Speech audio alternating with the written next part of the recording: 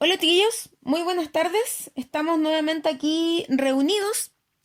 Lo primero que vamos a hacer hoy día va a ser recordarles que hay una actividad con respecto a la temática de la semana pasada, que era los locos años 20, que recuerden me la tienen que enviar a mi correo bestay@cmch.maristas.cl y si no, en su defecto a la aplicación de Comunica. Entonces, antes de partir, más que nada con lo de hoy día, es irles recordando un poco lo que hablábamos la semana pasada. Como ya les dije, sobre los locos años 20. ¿Se recuerdan?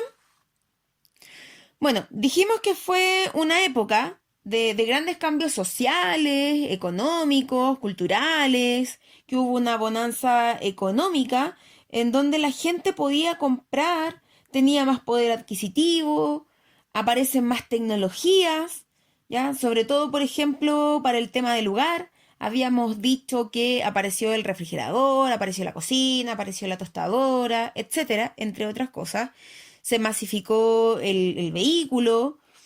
Los medios de comunicación también se hacen más masivos, como por ejemplo la prensa, la radio, el cine, los deportes, entre otras cosas. Ahora, toda esta bonanza, ya como les dije recién, desgraciadamente va a tener un fin. Y digo desgraciadamente porque la verdad es que ese fin va a ser bastante drástico. Así que esa relativa prosperidad de los años 20, que de alguna manera favorecía también a los países latinoamericanos, y ya vamos a explicar por qué, cambió drásticamente luego de una crisis económica que se vivió específicamente en 1929.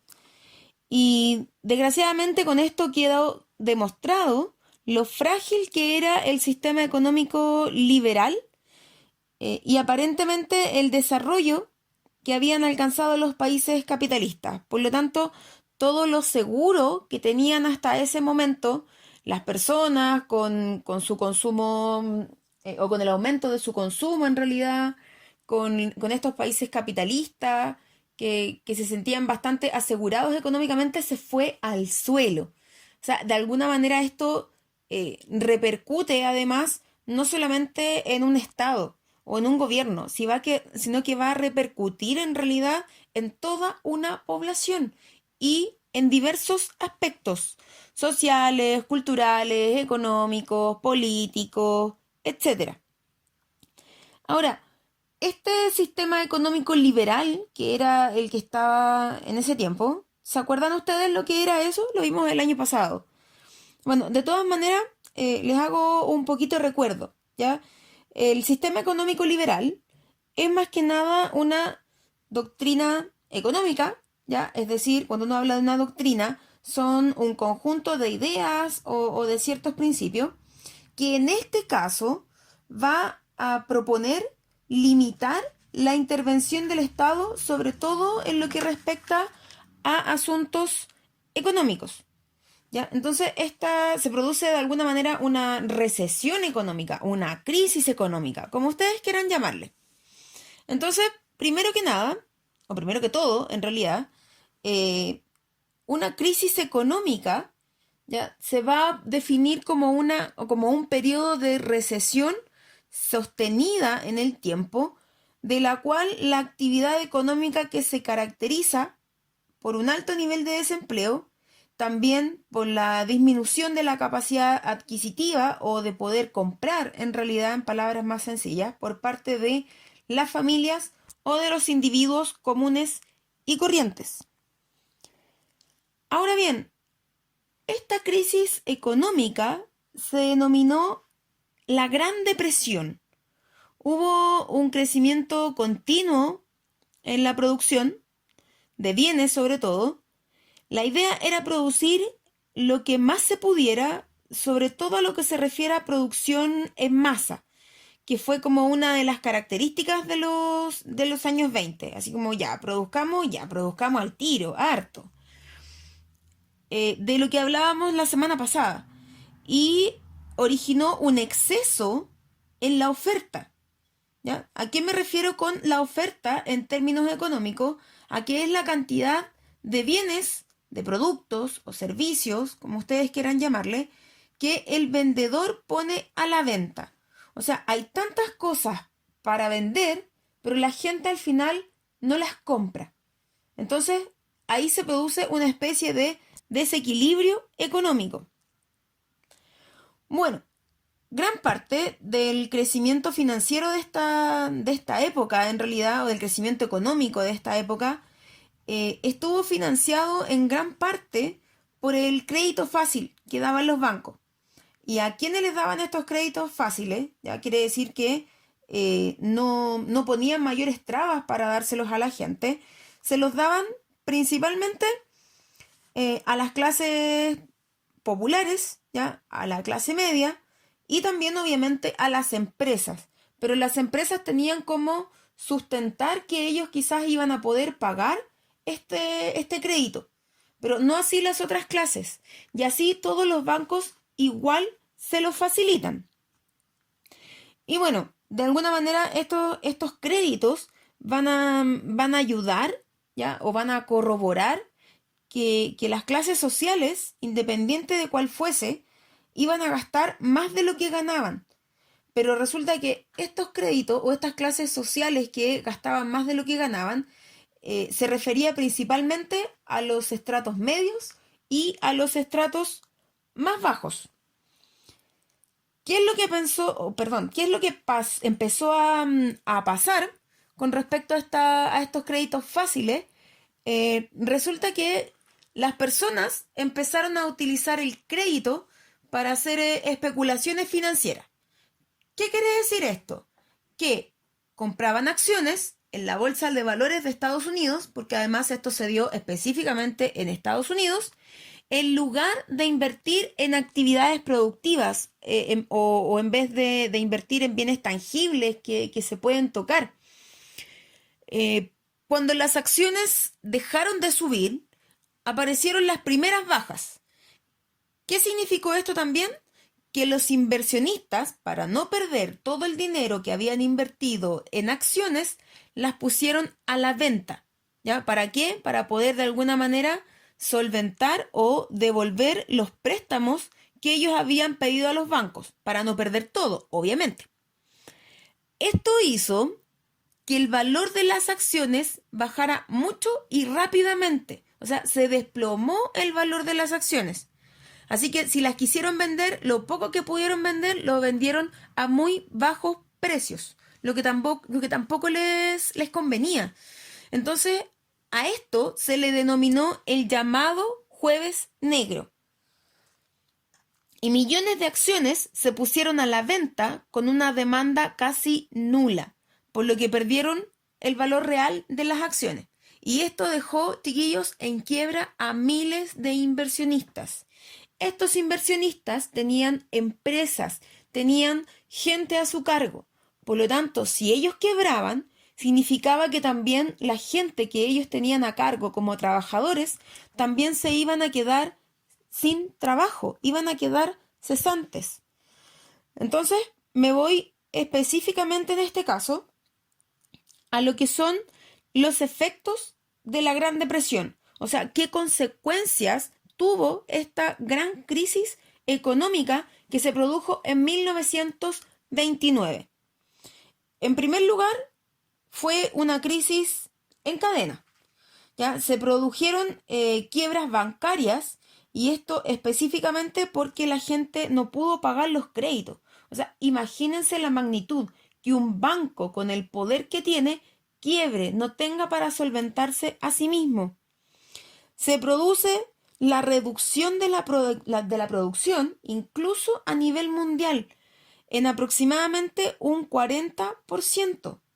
Al reducirse la producción, también se empiezan a cerrar las empresas. Si las empresas cierran, aparece algo súper importante a nivel social y económico, que es la cesantía. La gente empieza a padecer muchas necesidades producto de que no encontraban trabajo. Y obviamente, si la gente no tiene trabajo, no tiene dinero, el nivel de consumo se empieza a reducir drásticamente a nivel mundial, chiquillos. ¿Ya? Donde más fuerte azotó obviamente fue en el país donde esto se dio, que les recuerdo era Estados Unidos, en parte Europa y los países o la región más afectada también junto con Estados Unidos fue América Latina, ¿ya? O los países latinoamericanos. ¿Por qué?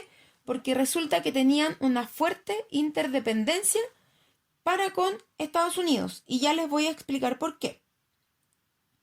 Ahora, socialmente hablando, todas las clases sociales se vieron afectadas, pero sobre todo la clase trabajadora urbana, en donde sus ingresos se vieron reducidos prácticamente a la mitad y los que no, como les decía recién, prácticamente quedaron cesantes. Bueno, frente a esto, o frente a esta gran crisis, Estados Unidos tiene que empezar a buscar una solución y rápidamente. No se puede quedar de brazos cruzados. Y como ya habíamos dicho, con la crisis económica se puso en duda la eficacia del sistema económico liberal, que era en donde el Estado tenía nula o escasa intervención en este sistema económico. ¿Ya? Y este sistema económico liberal vigente hasta ese momento, o hasta ese entonces, comenzó a ser cuestionado duramente. Como respuesta a la Gran Depresión, Estados Unidos empieza a buscar soluciones y por ende surgen nuevos modelos e ideologías políticas y económicas también, obviamente, y que incentivaron a que el Estado tuviera una mayor intervención en la economía, o sea, todo lo contrario a lo que se proponía en un sistema económico liberal, en donde el Estado no debía meterse, no debía involucrarse, y en este caso se estaba proponiendo que en realidad el Estado sí debía intervenir. Entonces, la verdad es que así es también como surgen dos conceptos absolutamente nuevos, que son el New Deal y el estado de bienestar. El New Deal, en español, sencillo para nosotros, obviamente, significa el nuevo trato. Y entonces, ¿qué es lo que va a proponer Estados Unidos en esta nueva super idea que se le ocurrió para poder sustentar o salir en realidad de esta crisis económica?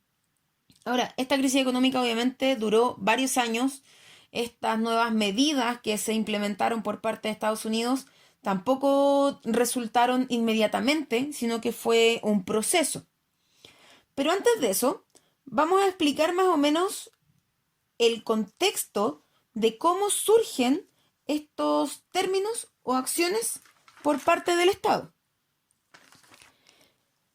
Bueno, de partida, el presidente que hubo en Estados Unidos entre 1929 y 1933 siguió básicamente con el mismo modelo económico, ¿ya? Es decir, que él estaba en favor de la no intervención estatal y él pensaba ilusamente en que el mercado se iba a autorregular solo, lo que desgraciadamente o claramente no fue así.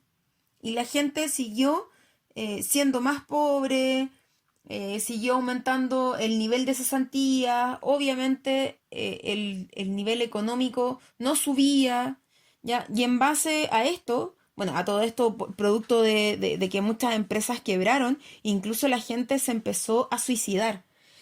Se lanzaban de los edificios más altos que existían en Nueva York. ¿Por qué? Porque no tenían cómo sustentar su vida ahora.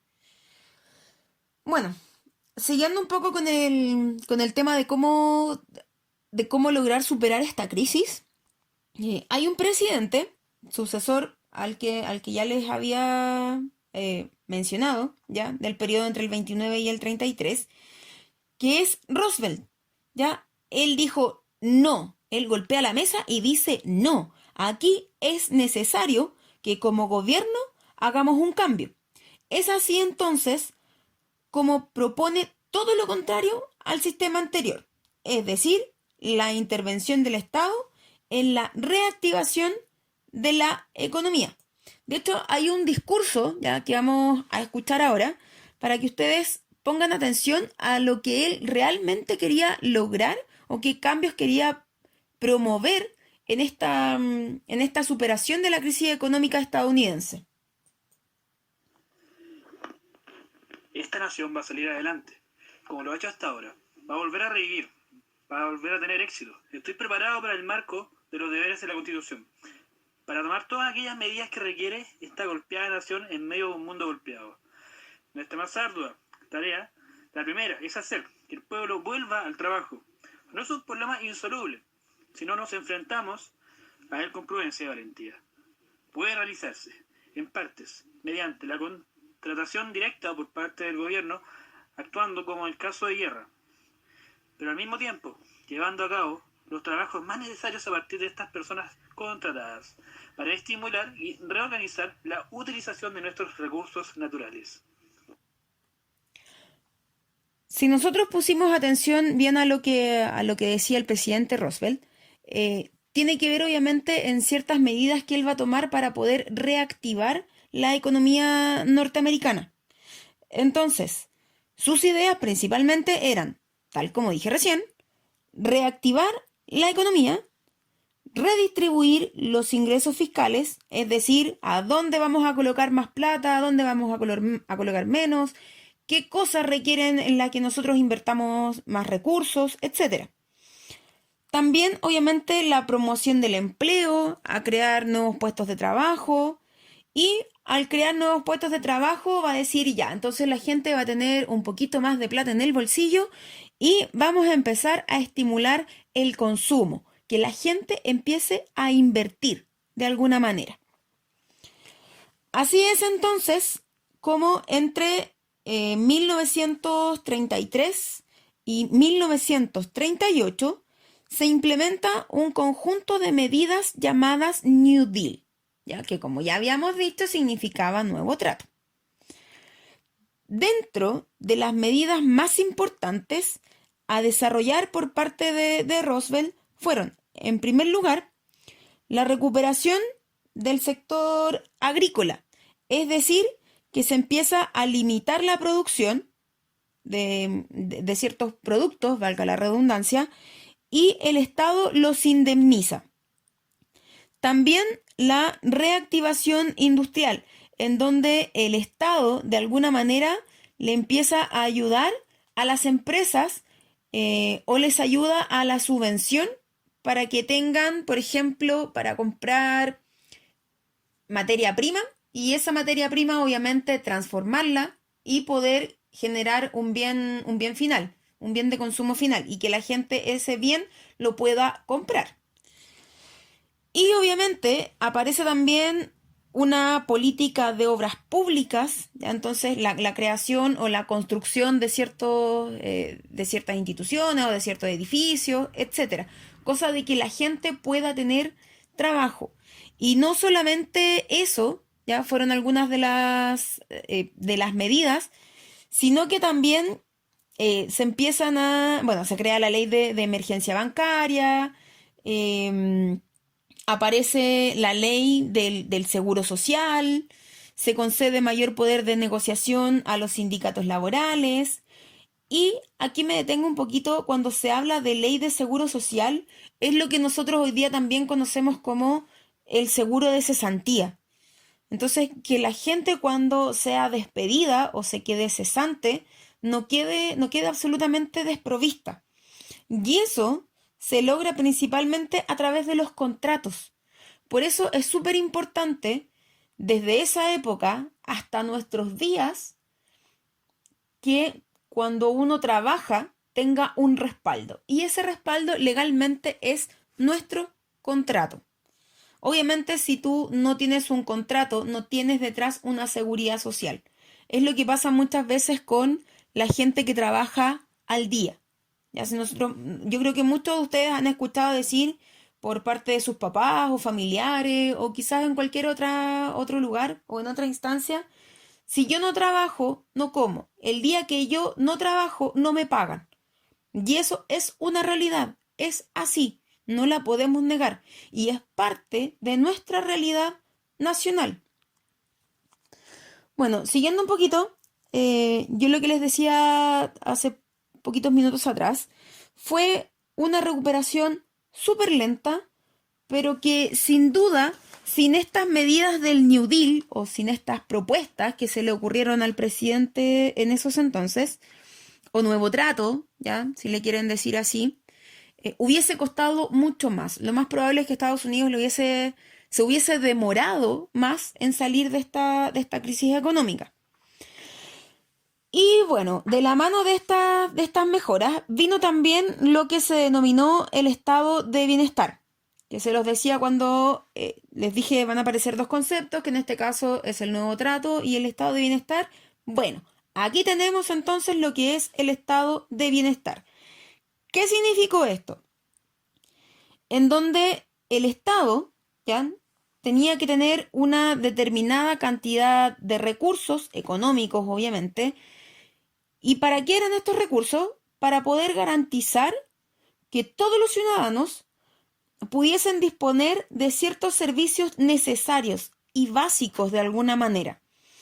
Algunos ejemplos de estos servicios necesarios, ¿ya?, son la seguridad social, que era lo que les explicaba recién, ya el tema de tener un seguro de cesantía, tener una previsión de salud, tener una previsión de jubilación, ya obviamente el tema de tener sanidad, de poder acceder a la salud pública, con todo lo que eso implica, salud pública de calidad, obviamente, tener acceso a la educación,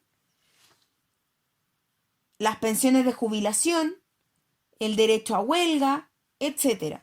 Entonces, todos esos elementos son además elementos que se mantienen hasta hoy en día, en donde nosotros tenemos derechos a ellos y el Estado tiene el deber de prever que nosotros los podamos tener sin ningún problema. Ahora, después de que se empieza a superar un poco esta crisis, ¿ya? En Estados Unidos principalmente, no deja de ser importante el hecho de que esta crisis también va a tener cierto impacto no solamente en Estados Unidos, que es el país donde se origina, también lo va a tener en Europa, como dije en algún momento, como se los mencioné al principio, y por ende también en América Latina, ¿ya? Y va a tener ciertas consecuencias económicas súper importantes. En primer lugar, estas consecuencias económicas dentro de nuestra región generó la caída muy rápida, ¿ya?, de los precios de las materias primas, es decir, de los recursos naturales que se exportaban de los países latinoamericanos a Europa y Estados Unidos principalmente. Se produce también la contracción del comercio internacional y en conjunto con ello la reducción de ingresos por la caída de las exportaciones. En el caso nuestro, ¿ya?, o sea, dentro de América Latina, los países más afectados fueron Chile y Argentina. En el caso nuestro, Estados Unidos era uno de los mayores compradores en ese momento del salitre. Entonces, al no haber quien los compre, obviamente Chile tampoco recibe ingresos o deja de recibir los ingresos que tenía antes. En este contexto, ¿ya?, o en esta idea en realidad, las políticas económicas para hacer frente a la crisis no fueron homogéneas. ¿Qué quiere decir esto? Que no todos los países pudieron hacer frente a esta crisis de la misma manera, fue de alguna manera desigual. Y tal como se los dije recién, porque hubo países mucho más afectados que otros. En este caso, a nosotros nos golpeó duramente y a Argentina también.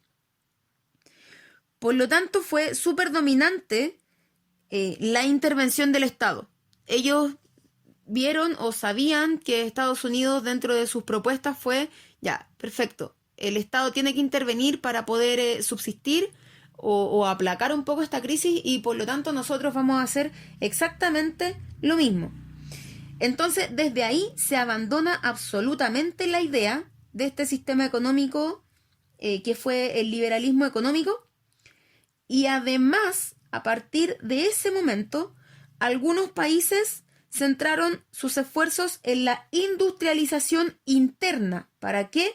Para no tener que comprar, productos en el exterior. ¿Qué hicieron entonces? O una de sus principales medidas, sobre todo Chile, fue desarrollar un modelo económico conocido como industrialización sustitutiva de importaciones, o lo que se conoció en su momento como el modelo EASY. ¿Ya? Este modelo implica que se va a aprovechar los recursos internos, ¿ya? Y se van a dejar de importar productos.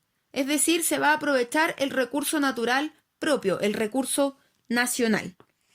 Entonces, básicamente, como para ir cerrando el tema de la crisis en América Latina, lo que se produjo fue el desabastecimiento de productos manufacturados, ¿ya? Es decir, procesados. Hay una menor demanda de las materias primas por parte de los países extranjeros, por lo tanto no nos compran la materia prima o el recurso natural. Y por ende también existe una caída de los precios internacionales de esas mismas materias primas. O sea, si en algún momento los pudieron comprar a muy bajo precio. Entonces eso también implicaba a que no se podía solventar todo lo que implicaba la producción. O sea, se gastaba más en realidad en lo que se producía que en lo que ellos podían comprarlo. Y bueno, finalmente, si nosotros hacemos un análisis completo de esto, las crisis económicas generan un efecto en cadena, ¿ya? Y no podemos dejar de mencionar que en estos momentos hay una crisis económica mundial y es producto de una pandemia, de la pandemia que estamos viviendo. Y obviamente la situación es muy parecida, ¿ya? Si yo lo quiero tratar de comparar. ¿Por qué? Porque resulta que la gente en estos momentos está tratando de reinventarse, la gente que se quedó sin trabajo o a los que les suspendieron el pago de su sueldo, que quizás no se han quedado sin trabajo, pero les van a decir, pucha, no puedo pagarte en estos momentos o te voy a pagar la mitad, etcétera. Entonces, de alguna manera, el Estado también se ha tenido que hacer cargo, entregar bonos provisorios o de alguna manera tratar de solventar a la población que está más desprotegida. Entonces, desde ahí también analicemos y preguntémonos en qué se parecen estas dos crisis, que si bien tienen casi un siglo de diferencia en periodo, eh, pero es una crisis económica igual. O sea, afecta a la población igual, afecta a los estados igual. Entonces, las actividades que ustedes tienen que hacer esta vez tiene que ver precisamente con lo que yo les acabo de decir, ¿ya? En cómo la depresión o las crisis económicas van a afectar a las sociedades en general. ¿Cuáles son sus efectos? Analicemos cuáles son sus efectos en la población, ¿sí? Chiquillos, vamos llegando al final de esta nueva sesión, ¿ya? Les hago recuerdo que tienen que leer el contenido de las páginas 28, 29, 32 y 34 y complementar según sea la indicación, obviamente. ¿Ya? Dentro de esta sesión se les definió un poco qué fue lo que era la crisis económica o la depresión económica y también lo que fue estado de bienestar. Tienen que desarrollar la pregunta número 1, letra B, de las actividades de la página 29. Según la lectura de la página 32 y el recurso 20, que está en la página 33, ¿por qué el New Deal fue tan importante en el surgimiento de estado de bienestar? Y explicar las consecuencias o los efectos económicos en América Latina tras la Gran Depresión de 1929. Recuerden nuevamente que esto me lo tienen que hacer llegar, el desarrollo de esta actividad, a mi correo bestay@cmch.maristas.cl. ¿Sí? Muchachos, nos encontramos la próxima semana. La próxima semana en realidad vamos a tratar de desarrollar un poquito las respuestas de esta segunda actividad para que trabajen bien con el texto. Y eso más que nada. Así que les deseo un buen fin de semana, que lo pasen bien, disfruten, traten de ser creativos, de generarse actividades encerrados. Aprovechen el tiempo, muchachos. Así que les mando un cariñoso abrazo y saludo a todos ustedes. Que estén bien. Chau, chau.